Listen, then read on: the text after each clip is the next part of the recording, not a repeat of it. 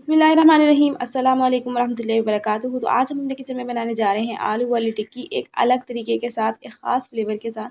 बहुत ही इजी तरीका हम आप लोग के साथ शेयर करने जा रहे हैं आज टिक्की बनाने का। कोई भी इसको बहुत इजीली बना लेगा, जो पहली बार बनाएगा उसकी भी बहुत परफेक्ट टिक्की बनेगी।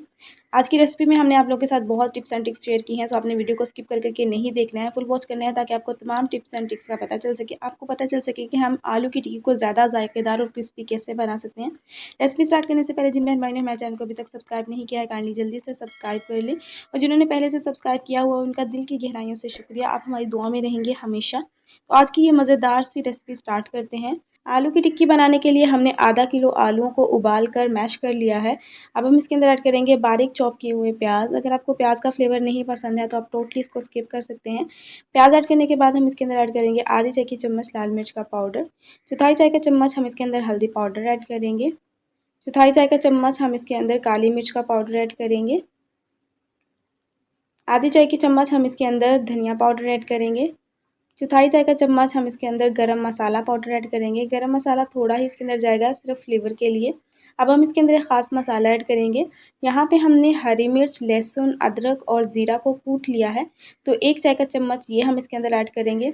ये हम टिक्कियों के ख़ास फ्लेवर दे रहे हैं, इससे आपकी टिक्कियों में एक अलग फ्लेवर आएगा जो आपने पहले कभी ट्राई नहीं किया होगा। तो एक चाय का चम्मच ही हम इसके अंदर ऐड करेंगे, ज़्यादा ऐड नहीं करेंगे। एक चाय का चम्मच ऐड करने के बाद हम इसके अंदर हस्बे ज़ायक़ा या आधी चाय की चम्मच नमक ऐड करेंगे। आधी चाय की चम्मच हम इसके अंदर चाट मसाला ऐड करेंगे खटाई के लिए। अगर आप चाट मसाला नहीं ऐड करना चाहते हैं तो आप आमचूर पाउडर ऐड कर सकते हैं और नींबू का रस भी ऐड कर सकते हैं। तो तमाम चीज़ें ऐड करने के बाद हम यहाँ पे सारी चीज़ों को अच्छे से मिक्स करेंगे। तमाम चीज़ें यकजान होनी चाहिए। चम्मच से तो ये अच्छे से मिक्स नहीं होगा, तो हम हाथों की मदद से इसको अच्छे से मिक्स कर लेते हैं। हाथों को पहले अच्छे से वॉश कर लीजिएगा। तो यहाँ पे हमने सारी चीज़ों को अच्छे से मिक्स कर लिया है। बारीक कटा हुआ हरा धनिया हम इसके अंदर ऐड कर देंगे। अगर आपके पास यहाँ पे पुदीना अवेलेबल है तो आप पुदीना भी इसके अंदर ऐड कर सकते हैं, इसके फ्लेवर को और ज़्यादा इन्हेंस करने के लिए। तो धनिया ऐड करने के बाद हम इसको अगेन से हल्का सा मिक्स करेंगे, ताकि धनिया भी मसाले के अंदर अच्छे से मिक्स हो जाए। टिक्कियों का मिक्सचर यहाँ पे रेडी हो गया है। मैक्सिमम मुझे 3 से 4 मिनट लगे हैं, ये इतना फटाफट से रेडी हो गया है। तो अब हम टिक्कियाँ बना लेंगे। तो स्मॉल साइज़ की हम टिक्कियाँ बनाएंगे। जब बेसन के घोल में ये डिप होके फ्राई होगी तो इनका साइज़ डबल हो जाएगा। तो टिक्कियाँ तो बहुत ईज़िली बन जाती हैं, ये तो बहुत आसान काम है। असल जो गलती लोग करते हैं वो बेसन का घोल तैयार करते हुए करते हैं, जिससे अक्सर उनकी टिक्कियाँ जो हैं वो ऑयल में जाके खुल जाती हैं। तो यहाँ पे हमने टिक्कियाँ जो हैं वो सारी बना ली हैं। बेसन का घोल रेडी करते हैं, ध्यान से देखिएगा इसकी कंसिस्टेंसी आपको कितनी रखनी है। 1 कप हमने यहाँ पे बेसन लिया है, इसमें सबसे पहले हम ऐड करेंगे चौथाई चम्मच चाट मसाला खटाई के लिए, आधी चम्मच हम इसमें लाल मिर्च का पाउडर ऐड करेंगे, और चौथाई चम्मच हम इसके अंदर हल्दी पाउडर ऐड करेंगे। हस्बे ज़ायक़ा हम इसके अंदर नमक ऐड करेंगे, और इसके अंदर हम ऐड करेंगे चौथाई चम्मच वही वाला मसाला जो हमने बना के रखा था, हरी मिर्च, अदरक, लहसुन और ज़ीरे का फ्लेवर के लिए। इससे क्या होगा कि ना सिर्फ टिक्कियों के अंदर इसका फ्लेवर आएगा, बल्कि जो हम घोल तैयार इसके ऊपर लगाएंगे उसके अंदर भी इसका फ्लेवर आएगा।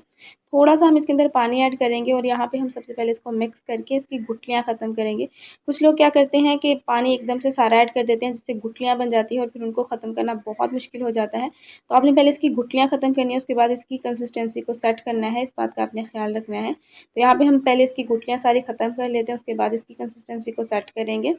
गुठलियाँ सारी ख़त्म हो गई हैं, तो 3 से 4 चम्मच मैंने पानी के मज़ीद ऐड किए हैं, और इसको अब हम मिक्स करेंगे और इसकी कंसिस्टेंसी को सेट करेंगे। याद रहे कि बेसन ना तो आपका बिल्कुल पतला होना चाहिए पानी की तरह, कि इससे आपकी टिक्कियाँ जो हैं वो खुल जाएंगी, और ना ही बहुत ज़्यादा गाढ़ा होना चाहिए कि बहुत ही गाढ़ी गाढ़ी सी जो लेयर है वो टिक्कियों के ऊपर आए।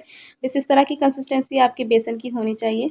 तो आज की टिक्कियाँ जो हैं वो हम सरसों के तेल में फ्राई कर रहे हैं। तो पहले सरसों के तेल को हम हल्का करेंगे, इसकी स्मेल को दूर करेंगे। उसके लिए मैंने ऑयल को हाई फ्लेम पे रख के अंदर थोड़ा सा रोटी का टुकड़ा डाल दिया था। जब रोटी डार्क ब्राउन हो जाएगी तो हम इसको निकाल देंगे, और फ्लेम को हम यहाँ पे ऑफ करके ऑयल को मीडियम हॉट होने देंगे, थोड़ा हल्का ठंडा होने देंगे। फ्लेम को हम यहाँ पे ऑफ कर देते हैं।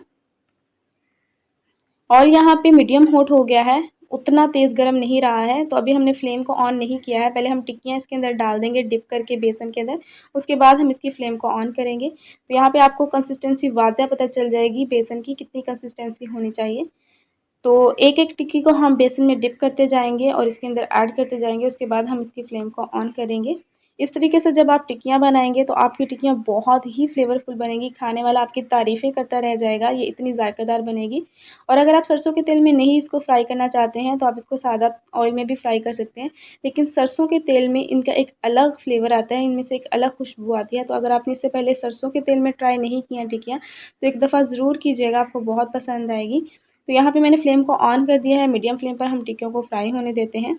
टिक्कियाँ एक साइड से फ्राई होके ऑयल के ऊपर आ गई थी, तैरने लग गई थी, तो अब हम इसकी साइड को चेंज कर देंगे और दूसरी साइड से भी हम इनको फ्राई होने देते हैं मीडियम फ्लेम पर ही।